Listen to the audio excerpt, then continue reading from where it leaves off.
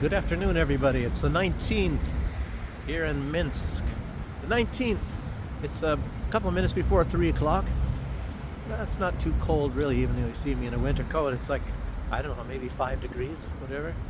Maybe it's 9. I don't know. I saw two different temperature readings. But what else do I have to say to start this off here? Yes, well, all of these things going on, and there's nothing really certain when you're hearing all this stuff about a peace talk and all that.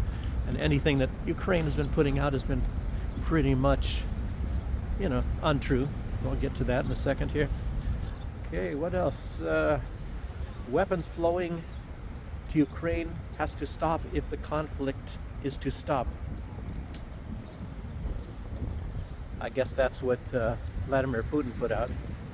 So we'll see what's going to happen there. I guess he talked with Donald Trump about that, and Donald Trump maybe agrees. We'll see. He didn't put out if he agreed or not. A lot of things, I don't know. Talking about this telephone call is kind of like a waste of time anyway, because it's not anything new that they didn't talk about, that they haven't talked about already before. So what else here? Netanyahu gave a public talk, and that was really a big shamolo. And he says Hamas has rejected all the negotiations, and what it seems to me, it's the other way around, like it always is. For how many decades? It's normally Israel that does that kind of crap. He demands that Hamas release all hostages so that Israel, I don't know. Actually, Israel will then start to really slam them, because they will think that, we can bomb anywhere where we think that there might be a Hamas, or any reports from anybody, no matter who it is, whether it's a 3-year-old child, and we'll bomb the place. That's this whole deal that's going on. He just, I don't know if you guys have seen any of the footage lately. It's like in Yemen. It's like a lot of kids getting killed, lots of children. Israel loves killing children. That's the next generation. And so they can't grow up to be fighters or anything like that. I don't know. Israel, nasty group of people. And I guess somebody's now, I think in Ireland there's a Donald Trump golf course there, and some people made some, I don't know how to plaster or whatever, what it's made of. It didn't say. Maybe it's even styrofoam or something cut. And they made it, like people wrapped in white cloth that are dead. Dead bodies, when they wrap them up after, if they're still in one piece, and they wrap them up there. So, I am here in this area today for a special reason. This is that's a nice little park area, and this is by Ploshad Pobiedy, and this here, somewhere, one of these windows, and I'm not even sure, that you're looking at up here, one of these is where Lee Harvey Oswald was living when he was in Minsk. This is actually a very interesting corner. I'll show you a little bit more about that right now. We were just talking even today about some sort of things about communism and socialism, and Lenin and Marx and Engels, and some writer, some poet, I don't even remember, Vladimir something or other, somebody from the Soviet Union. And yes, well, it was a topic of communism. And this here house, what you're looking at right now, this was where like the first communist meeting took place. Lenin was a young man who went there. This was long before he took over. And after that, he was even in Zurich, Switzerland. So this was long before that the Germans put him in a sealed train car and shipped him to Russia in order to cause instability and get Russia out of the war. So, but this is a house where the meeting took place. So interesting. You have to pay to go inside there, which I don't do anyway. And as I say, that's the building up there where Lee Harvey Oswald was living while he was in Minsk. He might have even gone to the same school as I go to right now. I don't know. I don't think he spoke any Russian. Anyway, he's not what they say. Alex Jones put out a video. I'll talk a little bit about that too, maybe very soon in this video. He talked about Lee Harvey Oswald a little bit. It was an interesting video by, I think it was done in his home, Alex Jones, but everything he says in it is true. And you know, sometimes Alex Jones a little bit exaggerates and things, a little bit, not really so bad. I don't even want to use the word exaggerate, because it's not because he really is exaggerating. He is somehow he's able to make it more interesting than what it is. He hasn't been wrong that often, but he has been wrong sometimes. And of course, maybe he was set up a few times when it talked about that. Where was that place there where they had the kids get killed and all that? Who knows what the real truth is? You know, because I think he hit on a few very true things, and nobody was even talking about it. But Lee Harvey Oswald, look at this right outside his window. Nice place, a nice little. I wonder if it was like this when he was living here. Looks like somebody's planting some bushes or something here. Who knows why? Kind of weird where they're laying. Looks like somebody's dog, or it's been windy, so the wind probably knocked over these things here, probably to protect these little seedlings, probably little flower bushes, I don't know. So let's keep going here. So Israel, that one thing about Israel, you know, and I don't even know if Netanyahu thinks that Hamas is incredibly stupid, because as soon as Hamas gives up those hostages, they have zero cards, absolutely zero cards. So what are they going to deal with? What are they going to deal with to try to get Israel to stop bombing and killing Palestinians? And of course, even the hostages are not really any leverage. And Netanyahu doesn't care. The reason why he's just not killing them is because of public opinion, obviously. And you know, he killed a lot of Israelis on that October 7th. He killed, you know, who knows how many died. I'm thinking that the real number, it's not 1,200 or whatever Israel says, it's like 300. And I think 90% of those was killed by Israel. And there's been way too many witnesses that also collaborate that. You know, again, I'll urge you to look at some of the videos and the information put out by Max Blumenthal, because it's very good. Max Blumenthal is Jewish, by the way, so if you're going to say, oh, it's somebody, an anti-Semite, and of course they would label him a a self-hating Jew. That's what they call Jewish people that don't go along with what they're told to go along with. Gosh, how the world works. Anyway, you better do what we tell you to do, or else you're a bad person. We're going to get you. Okay. But you know, Israel, normally they come up with it. It's always a precondition. Oh, you give them up and then we will talk to you. And they've done that so many times in the past with the Palestinians. And Palestine complies. And then, okay, well, we call the deal off. And then they don't. And they keep holding prisoners or whatever the heck Israel's always doing to. God, it's terrible. We're watching this your whole lifetime. And watching the Palestinians just get kicked around, and the United States helps them the entire way, ever since President Johnson, maybe even before that. Anyway, okay. What did he say? Benjamin Netanyahu, he said negotiations will only take place under fire. So they'll be killing and bombing Palestinians even during the time of any negotiations going on.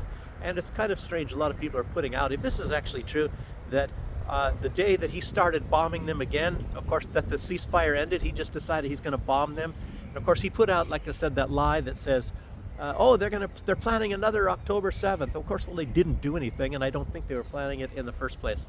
And it's also the same day that his trial was supposed to then continue about, you know, him being tried on corruption charges and whatever else, more than just corruption. That's it. I'll tell you, it's difficult to do a video because it's windy. I don't know if you guys can hear me. Hope it's not destroying the sound on the microphones here. Okay, a federal judge named Theodore Chwang, he ordered Musk to reinstate USAID. Oh yes, I have other things to say about USAID too today. But USAID, you know, the most, what is looking like the most corrupt agency in the history of the United States,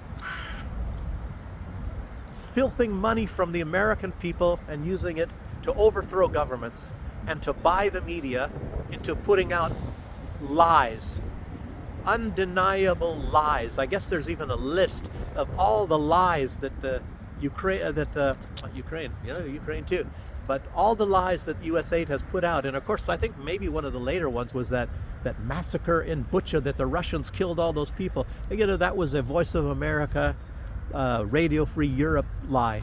And they've had so many, I don't know, you can make a list on it. I'm not trying to make a report on USAID and all the lies that their radio stations, and of course it's run through the CIA, come on, and they want it reinstated.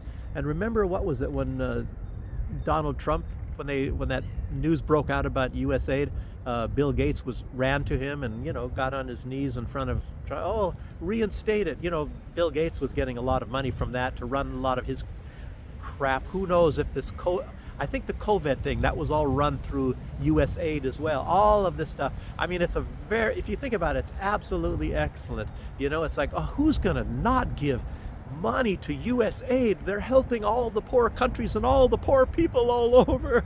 It's a very good thing that our tax money is going there, because we are America and we love everybody and we are so nice. And the USAID, oh yes, I see the boxes on the news and it says USAID on there, even though it only is 2% of the money that they take, and all the rest of it goes for overthrowing governments and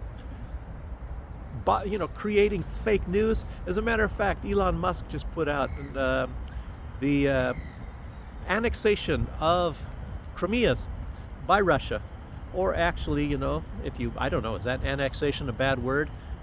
I don't know. I read it. I studied history, and I always see annex this and annex that. I don't know if it's bad. Anyway, before it joined Russia, or when it was joining Russia, maybe even afterwards, USAID was right there with all of this, and they spent over 3.2 billion or 3.5 billion with a B,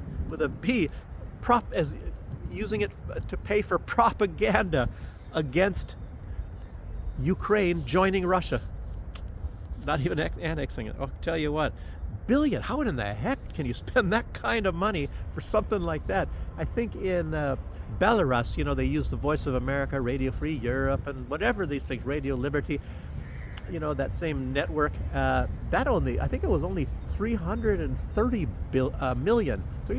330 million. So that's chicken feed. I guess Belarus is going to be pissed off. Well, why did you spend so much on the Crimea thing, and it didn't even work? Well, and over here, at least the 320. They had a whole bunch of people bust in and things, and it's the same thing going on like in Serbia right now. And there's footage out now that shows people wearing these jackets that are instigators, and they were the ones causing a lot of the problems in Serbia. They have undeniable proof, but of course you'll never see that because they're going to pay money all over so that nobody ever sees this footage. The revolution will not be televised. It's incredible. But anyway, it's out there. I don't know if you can find it. Probably not on YouTube. YouTube, how they are. That's why my channel is not doing as good as it should be, because they are all, what's the word? I don't even know. Subdued, and some other people are, and I say again, some of them they get it worse than I do. I wonder why that is. I don't know. How can I be? Maybe because I'm good. I guess if you're a political person putting things out like me, and you started a little bit later in the game, and you have, 800 subscribers, I guess that's really great. Or maybe it's not the subscribers, maybe it's the views. So like I said, I've seen good channels, people putting out, a lot of good content and all, and they get after 3 days, or no, how long was it? I don't know, some days or something, they had 30 views. It's like, what? How can that be? Yeah, anyway, this Theodore Chung ordered Musk to reinstate the USAID. And of course, he's probably a Democrat. And also, that was something else. He was appointed, did I get this far? He was appointed with the help of the Soros. Maybe even Bill Gates is part of that one as well. And you would think any information that why a person would want the USAID, I just don't understand that. It just does not make any sense. It's been exposed all over the place. that they are corrupt to the hilt. So, I mean, how can you pass that off? That's why, like the Democrats, you saw all this stuff from them.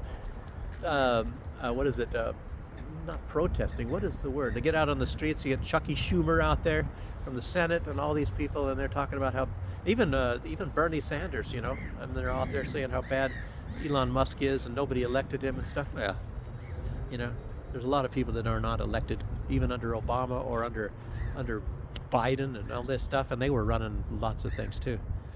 So some military guy. I don't know. I saw a lot of military running around. I saw a bunch of cadets. Like it looked like 40 cadets. Maybe it was 50 or so marching. Young kids. So anyway. Yes, I already said that stuff. Yeah, but that corruption, it's unprecedented. I try to put that out, trying to say that. Oh man. Who I don't know. People should be marching on the streets. I mean, that's like some of the paymasters and probably all the dark ops. What do they call them? All these operations from the CIA that you never heard about. That were not funded by Congress. Where do you think that money comes from? Well, I guess USAID. During the talk between Vladimir Putin and Donald Trump, Ukraine was launching attacks on the Belgorod region, and I guess they were really beaten down fast. So, and let's see, I don't know. I think I have a list here. Yes, they said there was only about 200 soldiers, so that's like a company of soldiers, and 29 military vehicle machine types. Like what are they? MPCs. They call it APCs, armored personnel carriers, and tanks. I think there were 5 tanks, and they lost 60 soldiers. When only 1 tank, 7 armored vehicles. They lost 7 armored vehicles out of the, how many did I say? 29. Wow.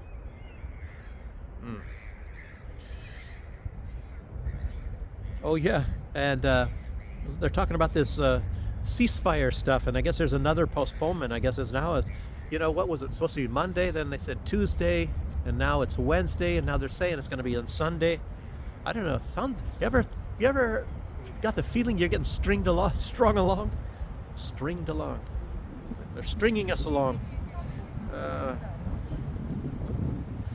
But there's some sort of agreement maybe coming about as far as a halt on destroying infrastructure.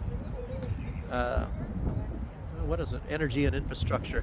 Well, energy infrastructure, maybe like supposedly you would think, actually it's not. It also it works in the favor of not just Ukraine. And it's actually coming at a good time when the weather's starting to warm up, and Russia won't have to be bombing any heating plants. So, but one good thing is for Russia is if they stop like bombing the good for everybody, good for the whole world, not just Russia, Europe, and the whole world in general. If Ukraine stops bombing the nuclear power plants at Zaporozhye, if something, also in Kursk, I don't know how many different types of power plants have they been trying to bomb, but if it stops, then it's we can all sleep a little bit better at night, I think. So let's see, what else do we have here? We have let's see, my eyes are getting teared up, I can't read. Okay, it's been disclosed, I guess, that Ukraine, believe this or not, they've have over 5,500 women at the front, working at the front, where they're battling against Russia. 5,500, and lots of sexual violence. And what's going on here? A lot of kids from school here, and they said that it's almost impossible to get any kind of justice when they are molested by men and raped and things like that. No surprise there. Yeah, violence every day. On the front, terrible. And when many women were forced into service, even not just the men, they're forcing women. Most of the time they're medics and cooks and things like that, of course.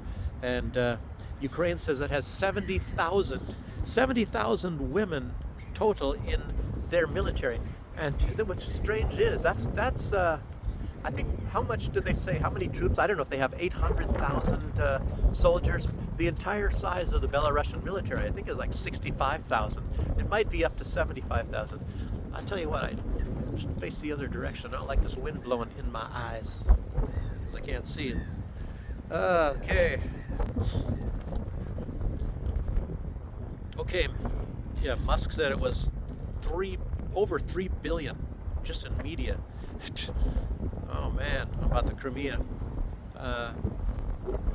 And Alex Jones, I was going to mention a little bit more about Alex Jones. Alex Jones, he said that the feds are against, well, I don't know if this is still true. I don't know if this, if that video that Alex Jones put out was made like yesterday or the day before, or it was today. I just saw this today. It's like it came out, and it says that the feds are holding back all the files, or most of the files, about the JFK assassination against the orders of Donald Trump. And it's not going to be the first time that, you know, people that work for the government disobey, you know, the commander-in-chief, or whatever you call the president, as far as they are concerned.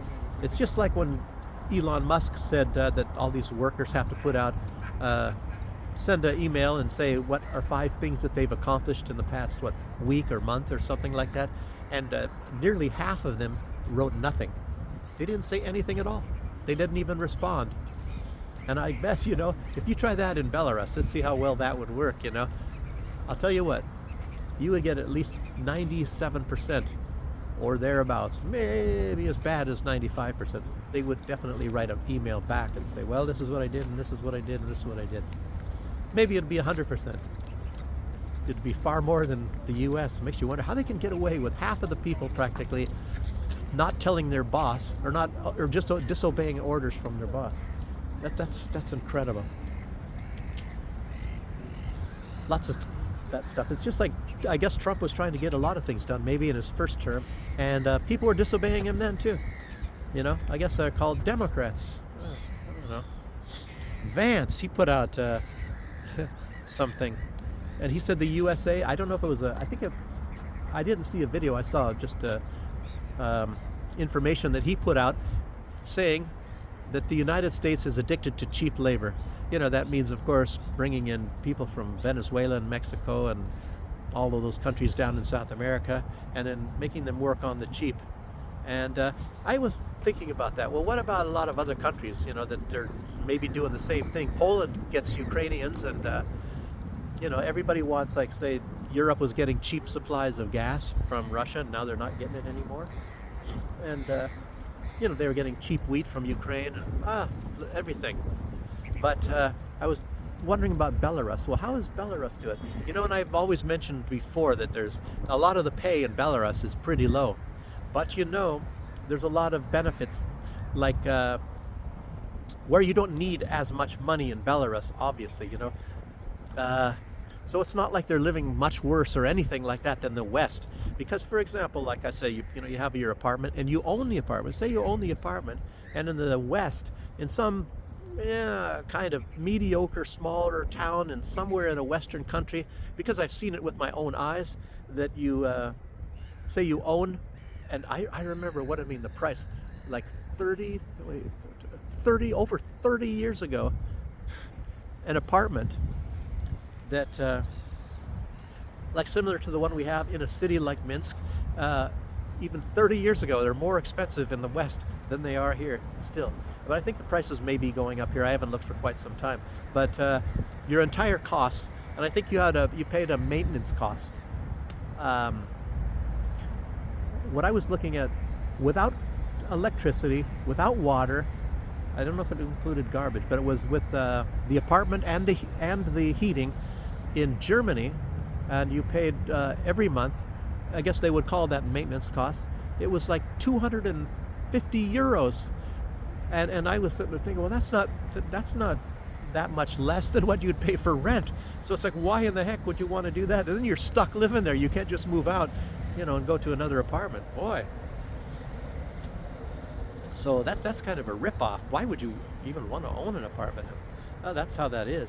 And as I was saying before, like I was when I was living in the West, I would say, well, why would you want an apartment in Belarus? The houses are cheaper than the apartments in Minsk, for example. You find some place in Minsk, and they're cheaper. So why wouldn't you just get a house?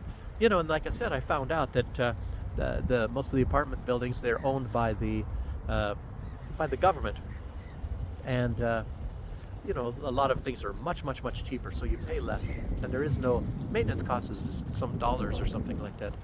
So looks like what is this? Belarus something. I don't know. Hockey club. My nose is starting to run. Embarrassing. Well, looks like this guy here, he didn't have his Wheaties this morning. He's a little bit behind. And, you better eat right, kid. I'll tell you, kid, you're never going to be soaring with the eagles in the morning if you're hooting with the owls at night.